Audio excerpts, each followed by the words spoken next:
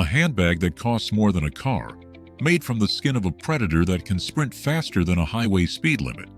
But how do you turn something as wild and dangerous as a leopard's coat into a flawless, million-dollar object that looks like it never even touched the real world? Tonight, we step into a place you will never see on an official tour. Not a Paris boutique, not a glossy ad campaign. A sealed high-security factory that takes exotic skins from strictly regulated sources and pushes them through a futuristic assembly line of lasers, robots, and master craftsmen. The result? Products that look like they could sit next to the most exclusive Louis Vuitton exotic pieces on a private client's table, but began as raw, imperfect animal skin. If you like seeing what luxury really looks like from the inside, this is where you subscribe. Because what happens behind these locked doors changes the way you'll ever look at a simple leather bag again. The story starts long before the first stitch. Officially, Louis Vuitton tells you that its leather goods are made in workshops in France, Spain, and the United States, footwear and ready-to-wear in France and Italy, watches in Switzerland, jewelry in France, Italy, Switzerland, fragrances in Greece, sunglasses in France and Italy, a network of ateliers that, on paper, is all about the finest materials, experienced craftsmen, and extreme care in every phase. But that sentence, the finest materials, hides an entire parallel universe. Because for a tiny fraction of ultra-wealthy clients, canvas and cowhide are not enough. They want exotic skins, crocodile, alligator, ostrich, and in our story, a skin patterned like a leopard, sourced under strict regulation, treated with the same obsession you'd find in Louis Vuitton's exotic ateliers in France. This is the world of ultra-luxury, where a single bag can approach the price of a small apartment, and every square centimeter of skin is audited, scanned, and controlled. Inside this futuristic factory, the first barrier isn't a wall, it's data. Every shipment of exotic skin arrives with documentation, origin, certification, traceability. LVMH, the group behind Louis Vuitton, already uses standards like the crocodile standard for its crocodile farms. Here, the principle is the same. Before a single piece is touched, it's logged into a digital system. Cameras, biometric locks, and weight sensors track every movement. Exotic skin isn't just a material, it's treated like a financial asset. Then comes the first truly surreal moment, the digital scan. The raw leopard skin is unrolled onto a glass bed beneath a ring of cold white light. Overhead, a scanning arm glides back and forth, capturing the entire surface in microscopic detail. Every pore, every scar, every irregularity in the pattern becomes data. On a massive screen, the skin appears as a high-resolution map.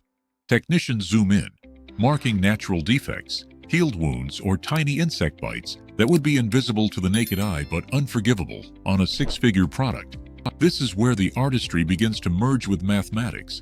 Software measures the usable surface, calculates where the most visually perfect sections are, and assigns them to potential product templates, front panels of a handbag, flap closures, handles, small leather goods.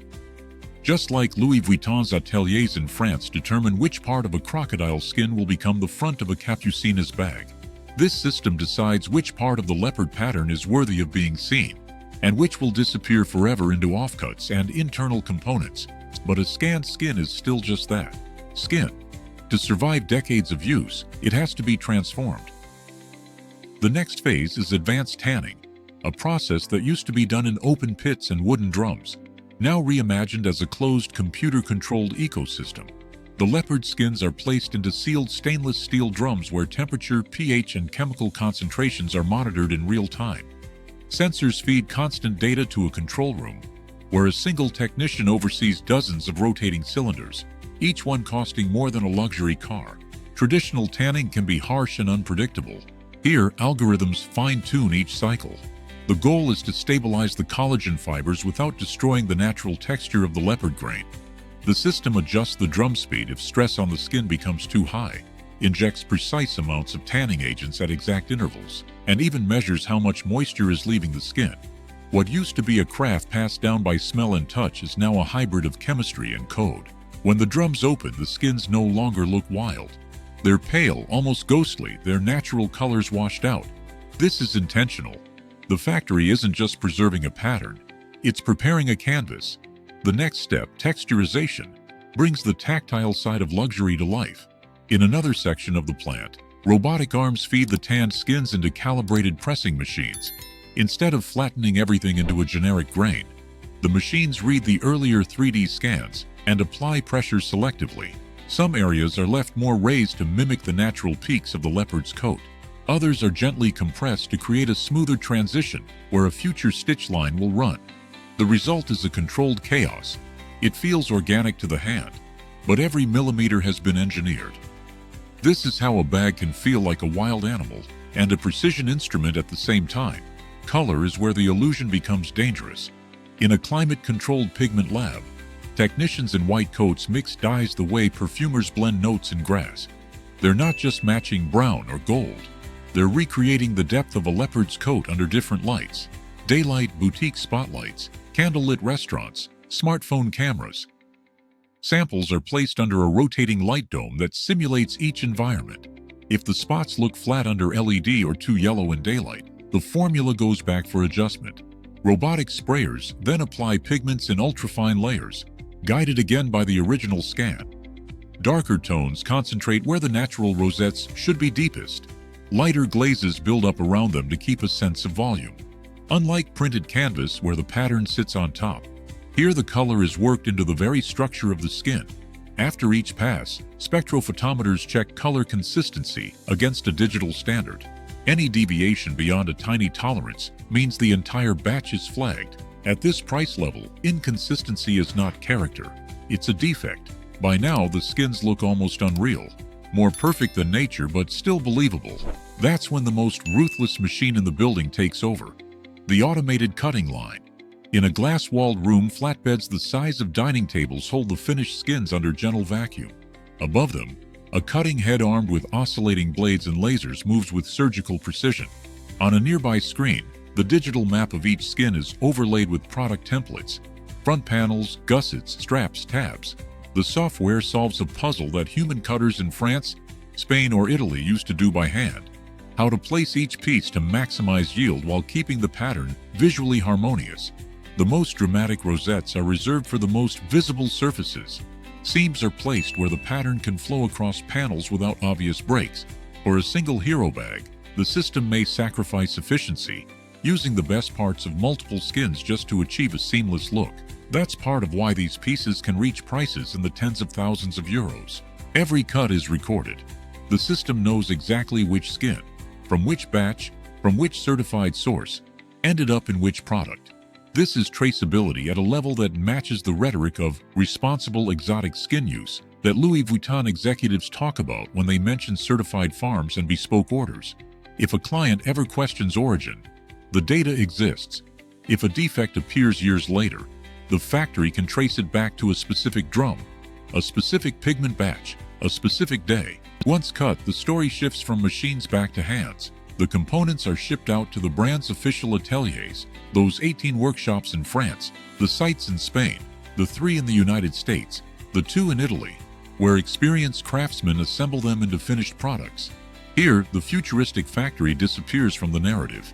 The tag will say, "Made in France" or "Made in Spain." The sales associate will talk about heritage, about the 19th century trunk maker, about artisans in Asnières, or a restored Benedictine abbey in Vendôme that Louis Vuitton turned into a high-end exotic skin atelier with an investment of more than 15 million euros. What they won't tell you is how much of that heritage is now backed by industrial-grade surveillance, data, and automation. They'll mention that most exotic skin bags are bespoke, that it's not about price but about personalization. They might hint at wait lists at private rooms, at pieces made from crocodile or ostrich that can cost around 25,000 euros or more. They won't mention the scanning arms, the spectrophotometers, the algorithms that decide which part of an animal's coat deserves to be seen. And yet, that's the real twist. The more we talk about tradition, the more the process becomes futuristic. Exotic skins are under attack from public opinion, from vegan alternatives, from environmental concerns. At the same time, demand for responsible luxury is rising. The response from the industry is not to abandon these materials, but to control them more tightly than ever. Certified farms, traceable batches, factories like this one, where every step from raw skin to finished panel is documented, optimized, and justified. So the next time you see a bag that looks like it was cut from the back of a leopard, remember, what you're looking at is not just nature, it's a collaboration between a wild animal, a regulated supply chain, a lab full of chemists, a room full of robots, and a handful of artisans in France or Italy who still know how to stitch by hand. The romance of luxury is real, but so is the machinery humming quietly behind it. If you want to see just how far that machinery can go, you need to see what happens when the skin isn't just patterned like a predator, but comes from one of the largest land animals on Earth. The next story takes you inside the elephant leather factory, from raw hide to finished luxury item. See you there.